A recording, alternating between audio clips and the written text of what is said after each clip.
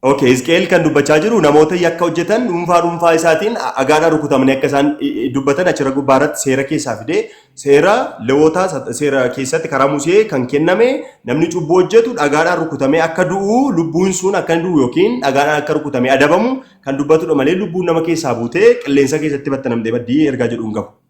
Hizqeel 18 irra waa'een dhagaa jira Deev. Akkas jedhee siin dubbisaa qo'an. Hizqeel boqonnaa 18 dhaggeeffadhaa warqaan sa'aatiin kennumeera daqiiqaa tokkotti siidaa daqiiqaa tokko siidaa haala dubbisuuf jechuudha.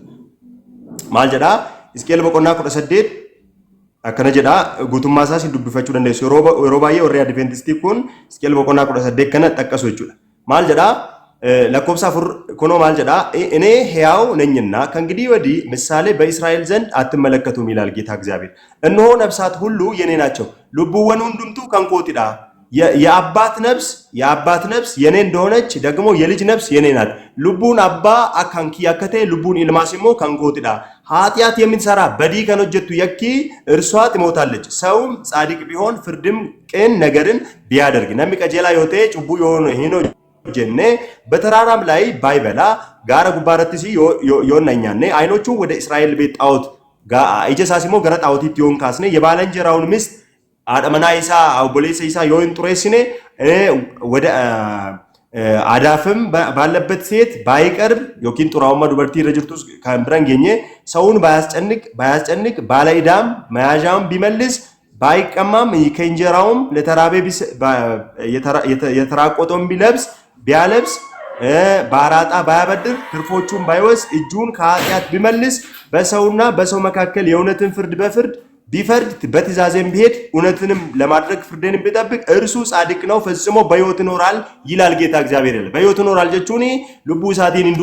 አደባን በየለፋረቲ ነደበሙ ጀቹ ደመሌ ልቡ እንሳ ቅሌንሰታ ተበዲ ጀቹ ሚት ይካ ከነ ኢሳከትን ፍርድም ቤኩ ገሩ Bergit egaa yeroo koomiti waan ta'eef anamma dubbachuu hin fedhu yeroo keeti namni lubbuun cubbuu hojjettu haa duutu jedheera waan ta'eef waa'ee dhagaallee hin kaasne waa'ee firdii isa namni hafaradullee hin kaafne garuu lubbuun cubbuu hojjettu haa duutu jedheera lubbuun hin duutu kan jedhu barumsa wangeelaa miti itti fufiyati.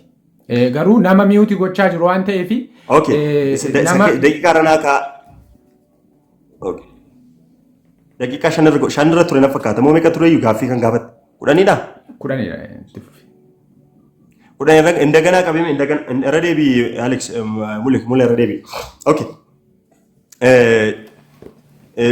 ልቡን ነማ እንዱት ጀደቱ በርሲሳት ቱሬ ፈኬኛ ወንጌላ ማቴዎስ ማርቆስ በቆና ኩዳን ለኮብሳ 45 ጉባርቲ ወራ ልቡ ፎን አጀሰኒ ሶዳቲና ወራ ልቡ አጀሱ እንደነኝ ወራ ልቡ ፎን አጀሰኒ ልቡ አጀሱ እንደነኝ ሶዳቲና ልቡ ፎን ከነጀሱ ሶዳዳ ጀዳ ማጀቹ ዳ ቶሊ yaa iddoo sanatti kan inni kaasu firdii isa namni morma keessi kutuu danda'a siigalee jireenya ammaarra si dhabamsiisuu danda'a namni hiree ati jireenya bara baraaf qabdu garuu gonkumaa lubbuu kee ajjeesuu danda'u kan inni jechaa jiru namni luk siin deebisa namni hiree ati biyya lafaa kanarraatii qabdurraatii si balleessuu danda'a si ajjeesuu danda'a garuu ati hiree ati du'aa ka'uuf qabduu fi jireenya bara baraaf qabdu namni gonkumaallee sirraa fudhachuu hin danda'u. Du'aa ka'umsa hin jedhuun kun ikkoo. Look. Toli akkana hin jedhu. Sababni akka jedhuuf hin qaba. Warra foon ajjeesan jechuun kan ajjeesu jechuudha. Namummaa kana diiguu jechuudha. Lammaffaa immoo lubbuu keessan ajjeesuu danda'an ni jedha. Maal jechuudhaadha malee waa'ee du'aa ka'umsaa waliin qabatu iddoon. Okey akkan deebisuuf carraa naa kenna. Heertuun Maatiyos boqonnaa 10 lakkoofsa 28 kanatti kaaftee heertuun sun Luqaas dhimma kana gaafa gabaasu Luqaas boqonnaa 12 lakkoofsa 4 fi lakkoofsa 5 deemtee yoo dubbiste inni kun namni har'a si balleessuu danda'a malee har'a si miidhuu danda'a malee hiree jireenya bara baraaf ati qabdu sirraa mulquu hin danda'u jedheeti Maatiyos keessatti waa'ee jireenya bara baraan dubbatu waa'ee jireenya bara baraan dubbatu toli waa'ee jireenya bara baraan dubbatu kutaan kun please maaliif na kuchisiisa jireenya bara baraan dubbatu kutaan kuni maaliif waa'ee jireenya bara baraan dubbatu waan biraa dubbatin jechuu barbaadetan qaxitaa gaaffichuma akkanaa ibsitu barbaadetan jechuun nan dubbadha ka qaxil otoon dubbatin akka deebisuun qabu Jechuun jireenya bara baraa waan jetteef jireenya bara baraa miti jechuuf. Daddafi. Iddoo sanatti kan inni jechaa jiru Waaqayyo isa foonii fi lubbuu namaa qiliilee keessatti darbatu sodaadhaa jechaa jira waan ta'eef kun immoo dhimma firdii bara baraati. Waaqayyo isa bara baraan namatti faraduu danda'u. Isa nama balleessuu danda'u. Iddoo sanatti kan jechaa jiru lubbuun hin duutu osoo hin taane Waaqayyo lubbuu fi foon qiliilee keessatti balleessuu danda'a jedha waan ta'eef Waaqayyo firdii bara baraa kennuu danda'a. Namni garuu firdii bara baraa kennuu hin danda'u. Har'a garuu si ajjeesuu danda'a jechaa jira jechuudha. Namni sababni qiliileetti kan inni darbatamu namni amma miti waan ta'eef jechuudha. Waa'ee jireenya bara baraan kaasu kanatti jette iddoon sun hin kaasa. Waa'ee firdii isa xumuraa kaasa. Isa kana naan deebisne kanaafuu waa'ee jireenya bara baraa dubbatte ati kan dubbatu kutaan kun isa lubbuu ajjeesuu hin dandeenye foon kan ajjeesuu hin dandeenye isa foon ajjeesuu danda'u garuu lubbuu ajjeesuu hin dandeenye nama sodaatinaadha yaadichi. Namni hafuura keessa jireenya keessa lubbuu keessan ajjeesuu hin danda'u foon keessan ajjeesuu kan danda'u lamaan isaa walitti qabee abda gahan buusuu kan danda'u Waaqayyo sodaadhaa jedhe Waaqayyo immoo kana gochuu akka danda'u kitaaba isinitti argisiisuu ni dandeenya. Inni gaaf lammaffaanii Phaawulos Filiphisius boqonnaa tokko gubbaarratti yoo an du'e naa wayyaa yoo Kiristoos dura deeme naa wayyaa jedhe. Kiristoosiin bira maaliin deeme Phaawulos? Filiphisius boqonnaa jiru. Heertuu kana seeraan naa ibsi. Heertuun kun eessa jira? Boqonnaa tokko lakkoofsa 21. Baay'ee gaarii. Yeroo boqonnaa tokko lakkoofsa 21 maal jedhaa? Leenee Kiristoos anaaf jireenya kooti mootim leenee xiqqimna duuti anaaf bu'aa kooti Kiristoos anaaf jireenya kooti erga jedhee booddee fooniin yoo an du'e yoo an Kiristoosii wajjin bira deeme gaariidha garuu yoon foon hin jiraadhe isin hin fayyadaa jedhetti hime. Yoon bade isinii wayyachuu barbaadeeti yoon bade naa wayyachuu barbaadeeti. Kiristoos bira kan inni jiraatu Phaawulos kan inni beeku du'aa ka'uuttidha malee battaluma du'e miti. Bakka sanatti illee Phaawulos gaafan du'e battalumatti na tumursiisi. Yaada koo na tumursiisi. Battaluma sanatti iddoo sanatti kanatti naa fiduu hin dandeenye Phaawulos battaluma sanatti yookiin immoo yeroo man du'e Yesuus biraan dhaqa jedhee waan inni ibsan jiru. Waa'ee yeroon keenya garuu heertuu Phaawulos barreesse iddoo biraatii akka walitti qabate ilaaltutti jechuudha. Phaawulos du'aa ka'uutti amana. Fakkeenyaaf Qorontoos isa duraa boqonnaa 15 lakkoofsa 23 yoo ilaaltu waa hundumtuu tarree qaba. Kiristoos dhufeetu warra kan isaa ta'an guyyaa booddeetti du'a keessaa kaasee isaan jiraachisaa gara ofii isaatti isaan fudhataadha. Tasalonqee isa duraa boqonnaa 4 lakkoofsa 13 kaastee yoo dubbiste gaafa du'aa ka'utti gaafa Yesuus dhufutti toloonni du'aa ka'aniiti isa bira jiraatu jedha malee Phaawulos battalumatti dhaqaniiti isa bira jiraatu. Barumsa akkasiin qabu Phaawulos. Toli amma akkasiin jedhu. Amma laa maal jecha haara beektaay mootim leenee xiqqimna duuti anaaf bu'aa kootii Kiristoos bira deemuu naa wayyaa jedhe bara duuti anaaf Kiristoos bu'aa kootii jedhe likkinu amma garuu yoon foon hin jiraadhe isin hin fayyadaa jedhe yoon deeme garuu waan lama kana gidduutti hin cinqamaa jedhe duufii jiraachuu gidduu jechuudha. Silazii akkamittiin baduu filata Phaawulos jettee yaadda. Yoom akka Kiristoos bira deemu kaase? Akka kutaa kanatti dubbistutti amma ichaaran. Amman jedhu jiru. Eershaalee nyaala. Amma jedha. Deemu እንደee kunoo keeffadhu kas ቆይ nan dubbisa ቆይ ሰዓት ይየም ፊትኒ ማጀቻራ ነገር ግን በስጋ መኖርን ለእኔ የሚሰራው ስራ ቢሆን እንዳይገለጥ አስታውቃለሁ። በዚህ ሁለቱ እጨነቃለሁ ልሄድ ከክርስቶስ ጋር ነው እናፍቃለሁ። ክርስቶስ ወጅኒን ዴቤተኒ ኢሳው ጅንጅራችሁን ናዋይድ ከሁሉም ይልቅ እጅግ የሚሻል ነውና ኢሰብየ ለፋ ከነ ጫላ ጅራችሁን ረከን ጫሉ አንተ ፈጭ ጅራችሁን ነው ያይ ክርስቶስ ይባላል ጅራችሁን ነው ያይ kunimmoo guyyaa du'aa kumsaa miti kan dubbachaa jiru. Phaawulos walii galatti iddoo kanatti kan inni ibsaa jiru Phaawulos waan inni amanu du'aa ka'uun akka jiru. Namni Kiristoositti amanee yoo du'e du'aa ka'uutti Kiristoos wajjiniin bara baraan akka jiraatu parsantii 100 amana waan ta'eef Phaawulos namni yoo du'e boqotee akka inni du'aa ka'u ni beeka Phaawulos. Waa'ee kanaatti kan inni kaasu. Iddoo sanatti amma kan jedhu hin kaasne yeroo hin kennine. Miyuutii godhi jedhi namicha kan nama miyuutii godhi jedhi. Reflect natti gochaa jira sagalee. Okay, muti godhi. Yeah, okay. Daddafi saatii kiyyaaf xaar. Jechuun ani sii deebise bare. Phaawulos namni yoo du'e namni Kiristoositti amanee yoo du'e gaaffii koo sattaan. Gaaffii koo sattaan. Tiksii tokko sirraa barbaada. Tiksiin sirraa barbaadu lubbuun namaa hanga Kiristoos dhufutti akka qilleensaatti battanamtee baddi ka jiru ragaa naafi. Sila ragaa sii kenneen ture. Ragaan sii kenne maa inni tokkoffaa lubbuu kan jedhuu fi kan ati kennite dogoggora. Dabga. Dhagayamaan jiru sagaleen koo. Lubbuu kan jedhuu. Ande. Lubbuu isaa ta'u hafuura qoy akkatti qoy ande.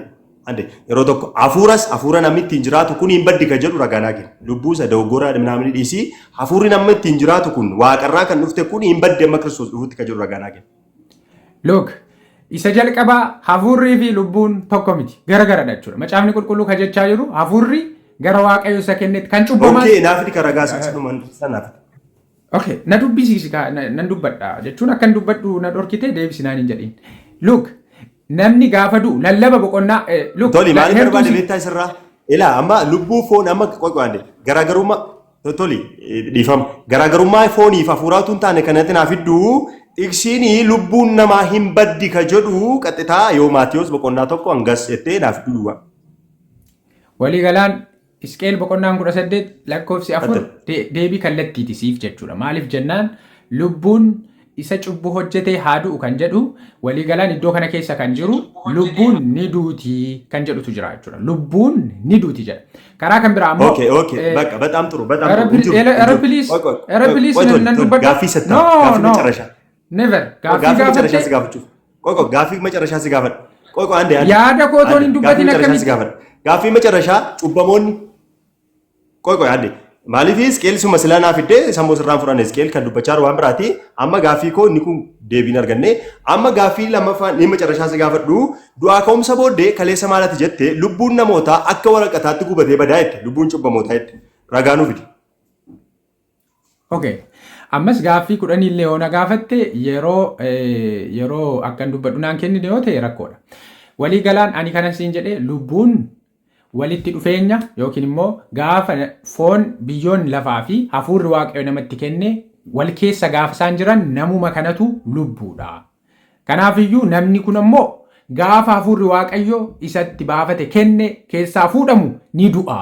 Kanaaf immoo macaafni qulqulluun guutuun ragaa isaati.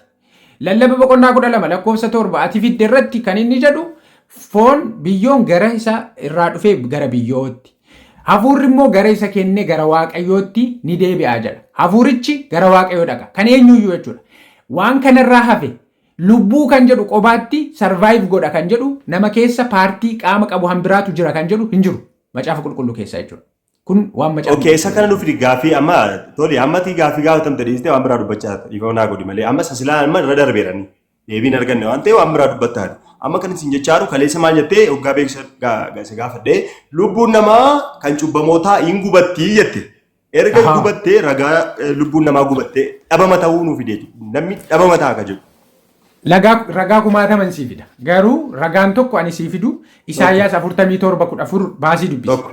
Isaayyaas 47:14 maal jedha? Isaayyaas 47:14 maal jedha sitti fakkaate? Siin dubbisa kunoo nan dubbisa. Kunoo akkas jedha. Kunoo isaan itti nu dabali daqiiqaa 3 tokko. Daqiiqaa tokko ati narraa qabda waan ta'eef daqiiqaa tokko keessatti siin dubbisan illee xumura daqiiqaa tokko sana dubbiste yaadadhu. Hin irraanfanne. Akkas jedha. Kunoo isaan akka cidiiti jedha. Cubbamoonni akka cidii yoo beekta ta'e jechuudha. Cidii. Achiin booddee ibiddi xab isaan hin godhaa'edha. Ibiddi xab isaan godha. Okay. Isaan humna ibidda sana jalaa of oolchuu hin danda'an. Inni barbadaa ibiddaa isa qaammata yookiin isa bira taa'anii haasa'an miti jedha. Kanaafiyyuu cubbamoonni kan isaan ittiin adabaman abiddi sun abidda akka cidii xab godhuudha malee isa bira taa'anii barabaraan akka isin jettan sana nan gubadhee maaloo as koo qabii achi koo qabii jedhan isa qaammachaa jiraatan miti jedha jechuudha walii galaan. Okay. Eewlaachu inni amma waan inni dubbate dhaggeeffatanii jirtu kan nama deebisee jechuudha. Saatiin keenya dhumee jira. Gin daqiiqaa tokko tuun adeemsistanii. Conclusionii daqiiqaa 5 qaba. Okay, conclusion daqiiqaa 5 qaba. Yaada kee itti fufuu dandeessa jechuudha. Yookiin daqiiqaa 10 godhachuu dandeenya. Daqiiqaa 5 hingaa conclusion yoo nu dhumuu baate hin dabalana. Okay. Macaafni qulqulluun maal jedha isinitti fakkaate? Roomee boqonnaa 6 lakkoofsa 23 irratti beenyaan nama cubbuu hojjetu du'a. Kennaan Waaqayyo karaa Kiristoos tola nuuf kenne garuu jireenya bara baraati jedha. Beenyaan nama cubbuu hojjetu du'a jedha macaafni. Ilaa ammas irreen sinii deebi'a. Beenyaan nama cubbuu hojjetu du'a jedha. Kana jechuun cubbamaan hin du'u bara baraan abidda keessa jiraata malee jedha obboleessi koo. Kiristaanummaa keessatti illee barumsi jiru kana. Cubbamaan iyyuu hin du'u akka kiristaanni barsiisutti. Akka ortodoksii miti Pirotestaantiin pheenxee jedhii eenyuun kee barsiisanitti iyyuu cubbamaan hin du'u. Cubbamaan bara baraan jiraata jedhanii barsiisu jechuudha. Macaafni qulqulluu akkas hin jedhu. Cubbamaan bara baraan ibidda keessa jiraata naan jedhu jechuudha. Ibiddichi ibidda akka cidii nama godhudha. Xab nama godhudha jedha macaafni qulqulluun. Even yoo deemtanii amma yoo Milkiyaas boqonnaa 4 lakkoofsa 1-3 dubbistan ibiddi cubbamoota gubu hiddaa fi damee isaaniif hin hambisu jedha. Hiddaa fi damee isaanii akka cidiitti isaan balleessa malee jedha. Garuu barumsi sirrii hin taane kan inni jedhu cubbamaanuu hin du'u. Cubbamaanuu bara baraanuma akkuma abidda Isaayaas 47:14 irratti isa qaammatan isa bira taa'anii haasa'an miti jedhu sana barumsi cubbamaan abidduma keessa jiraachaa hafa jedhu qaammachaa abiddi sun abidda nama gubuyyuu miti jechuudha. Abidda calliseetuma namni qaammataa jiraatu jechuudha. Homaayyuu miti jechuudha. Garuu macaafni qulqulluun kan jedhu look seera mul'ata Yohaannis boqonnaa 20 lakkoofsa 19 irratti abiddi afaan waaqayyoo keessaa baheeti isaan fixe jedha. Hinuma isaan fixe jedha cubbamoota. Inni isaan fixe jechuun achiin booddee jireenya jiraatu jechuu miti. Dhumiinsi sun du'a lammaffaatiidha macaafni qulqulluu kan jedhu jechuudha. Karaa kan biraa Isqeel 18:4 irratti lubbuun isa cubbuu hojjetu haa du'u gaafa jedhu isa Maatiyos boqonnaa 10 lakkoofsa 28 irratti waaqayyo isa foonii fi lubbuu walitti qabee qiliileetti darbatee achitti balleessuu danda'u sana sodaadhaa jedha. Kanaaf iyyuu waaqayyo cubbamaa xumura irratti maal godha jechuudha. Qiliilee keessatti darbateeti ibiddaan fixa jechuudha. Waaqa haaraa fi lafa haaraa nuti abdachaa jirru keessatti seenaan har'a dachee kana irratti raawwatamaa ture gonkumaa hin yaadatamu. Gonkumaa hin yaadatamu. Kana jechuun otoo cubbamaan achiitii gubatu ilaalaa seenaa isa darbe sana dagatta jechuu miti. Cubbamaan otoo achiitii wayyoo jechaa nan gubadhe jechaa otoo inni iyyuuti ati immoo seenaa dachee kana irratti ta'aa ture nan dagadha jechuun waanuma hin yaadamne. Waaqa haaraa fi lafa haaraa keessatti garuu nuti seenaawwan bara kana keessa dachee keessatti raawwatame kan itti dagannu waa hundumtuu haaraa kan itti ta'u waaqa haaraa fi lafa haaraa kan keessa duuni hin jirre waaqayyo nu fidee dhufaa jechuudha. Duuni isa xumuraa kan inni balleeffamu gaafa du'aa ka'uuti. Duuni isa xumuraa kan inni balleeffamu gaafa du'aa ka'uuti. Dhaqna hin duune kan nuti qabannu gaafa du'aa ka'uuti. Qorontoos isa duraa boqonnaa 15 lakkoofsa 42 kaaftanii yoo dubbistan kanadha kan inni himu jechuudha. Namni qaama hin duune qabatee kan inni ka'u gaafa sana jechuudha. Ammas waan isin beekuu qabdan barumsi inni namni har'a inni tokko gara iddoo si'ool inni tokko immoo gara jannataa dhaqa jedhu dhugaa waaqa jiraataati barumsa wangeelaa miti. Maaliif jennaan Maatiyos boqonnaa 34 lakkoofsa Maatiyos 24 lakkoofsa 31 yoo dubbistan gaafa Kiristoos dhufu gaaficha ergamoota isaa ergeeti andaara lafaa arfaniiti namoota walitti qabuudha. Yoo har'a walitti qabamanii kan jiran ta'e yoo har'a cubbamoonni iddoo tokkotti qabamanii qulqulloonni iddoo tokkotti walitti qabamanii jiran ta'e Yesuus iyyuu maaliif dhufa hiikkaa sanatti himaa? Qulqulloonni isa bira jiru taanaan Yesuus maaliif dhufa? Cubbamoonni ammayyuu dhiphina irra jiru taanaan firdiin inni dhumaa maali? Hiikkaan qabu jechuudha. Faallaa kanaa macaafni kan jedhu ergamoota isaa ergee kan inni namoota handaara lafaa arfan irra jiran iddoo isaan du'aniiti kan inni walitti qabu Yesuus gaafa dhufuudha jechuudha. Yesuus gaafa dhufu. Kana miti taanaan macaafni qulqulluu barumsa kan biraa hin qabu jechuudha. Garuu rakkoon ammas jiru dhugaa dubbachuuf ani Daawitiif assaayimentiin ani kennee deemuu barbaadu marii kanaan hafuura waaqayyotti baafatee fi lubbuu jiraataa isa namni ta'e ka jedhu kana gargar baasuun baay'ee murteessaadha. Afaan Hibiruutiin nefesh kan jedhuu fi ruwaah kan jedhu gargar baasuun baay'ee murteessaadha. Kun bu'uura waan ta'eef jechuudha. Kun bu'uura waan ta'eef. Macaafni qulqulluun waaqayyo jireenya bara baraa nuuf kenne dhoksaan isaa isa kana namni jireenya bara baraa kun ilma isaa Yesuusitti amana keessa jira namni isatti amane jireenya bara baraa qaba jedha. Jireenya bara baraa jiraachuun kennaadha malee waan namni uumamaan qabu miti jechuudha. Eebbifama. Okay.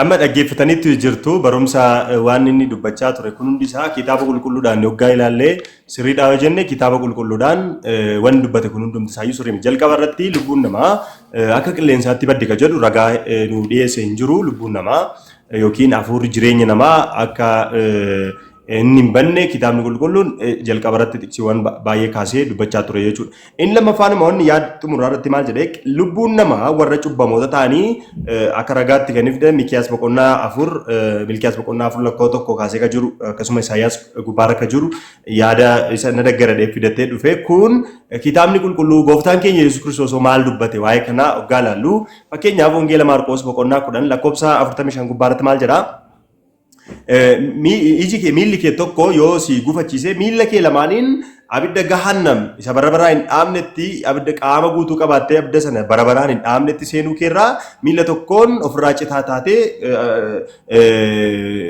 jireenya barabaraa qaatti seenuu si wayyaa jedhee dubbata. Kana qofa miti.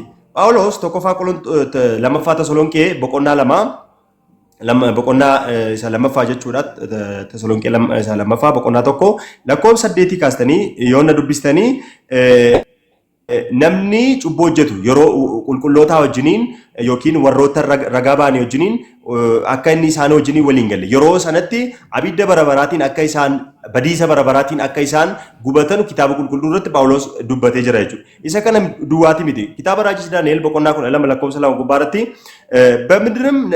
በምድርም ብዙዎች ይንቀሳቀሳሉ ይነቃሉ ብዙዎቹ ወደ ዘላለም ሕይወት ይሸጋገራሉ ብዙዎቹ ወደ ዘላለም ጥፋት ወደ ዘላለም ቅጣት ይሄዳሉ. ነሞኒ ባየን ረባየን ሳኒ ገረ ጅሬኛ በረበራት ጨው ቡድዋ ኬሳ ካኒ ጀዳ ነሞኒ ባየን ሞ ገረ ዴከምሰ በረበራ ዮኪን ገራ በዲሰ በረበራት ዴከሞደ ኩን ዱአ ከውምሰ ቦዴዳ ይጁ kun du'a ka'umsa yoggaa namni du'aa ka'ee gara mootummaa waaqayyootti galuudha. Angasittoo eessa tura ka jedhu jalqaba akkuma isinii kaa'e bakka waaqayyoo isa tursu lubbuun namaa kun bakka waaqayyoo irraatti dhufte waan ta'eef gara waaqayyootti deema. Namoota cubbuu hojjetan immoo ergamoota daabiloos warra ta'an wangeela Maatiyos boqonnaa 25 lakkoofsa 41 gubbaarratti gooftaan keenya Yesuus Kiristoos waa'ee kana akkana jedhee ture qaxxitaama wangeela kana isinii dubbisa. Wangeela Maatiyos boqonnaa 25:41 gubbaarratti maal jedha? በዛን ጊዜ በግራ ያሉትን ደግሞ እንዲህ ይላቸዋል yeroo kanatti warroota bitaa irra jiraniin akkana jedhaan isinii ergamtoota seexanaa fi warra daabiloosiif ergamtanii isinii mana barabaraa abidda barabaraa isa daabiloosiif qophaa'ee isatti seenaa isaaniin jedha jechuudha.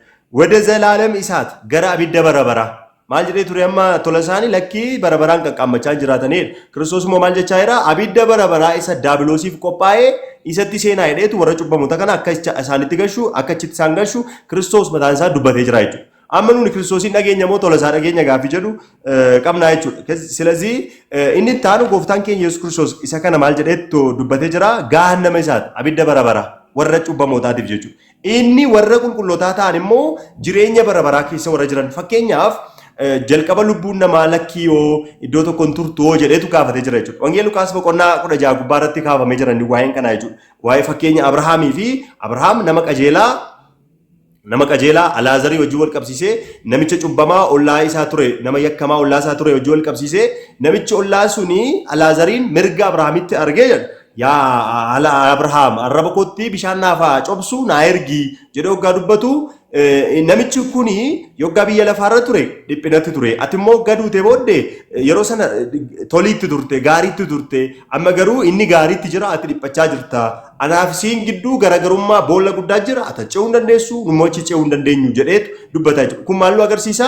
Cubbamoonni gara qulqullootaatti ce'uu hin danda'an qulqulloonni gara qajeelotaatti cubbamootaatti ce'uu hin danda'an gidduu isaanii eekkamsa guddaa jira booda namoonni fira kootiis akkas hin dhumnetti itti naayimi jennaan Museedhaa fi kitaabota nagaan taanaan akkuma ati jette gara kee dhufuuf jiru jedheetu itti mee jira jechuudha. Kanaafuu nuuni maal hubachuun barbaachisaadha? Lubbuun cubbamoota bakka adabaa turti akkuma wangeela Lukaas gubbaarratti 16 gubbaarratti gooftaa Yesuus Kiristoos dubbate lubbuun qajeelotaa immoo bakka boqonnaa turti. Booda garuu lubbuun cubbamoota barabaraan gubachuuf jirti. Kitaabni qulqulluun akkasitti nu dubbata. Lubbuun qajeelotaa immoo Kiristoosii wajjiniin barabaraan jiraachuuf jirti. Warri ilma Waaqayyoo Yesuus Kiristoositti amane barabaraan jiraachuuf akka jiru wangeela Yohaannis boqonnaa 3 lakkoofsa 36 akkasumas ergaa Yohaannis boqonnaa 1 boqonnaa 4 gubbaarratti lakkoofsa 14 akkasumas lakkoofsa 10 gubbaarratti barabaraan jireenya ilmichatti kan amanu jireenya akka qabu dubbatee jira jechuudha. Warri isatti namanne immoo ammoo murtaa'eera. Warri itti murtaa'e immoo dheekkamsa barabaraa keessa jiraachuuf jiru malee akka qilleensaatti battanamanii baduuf hin jiranii jechuudha. Thank you.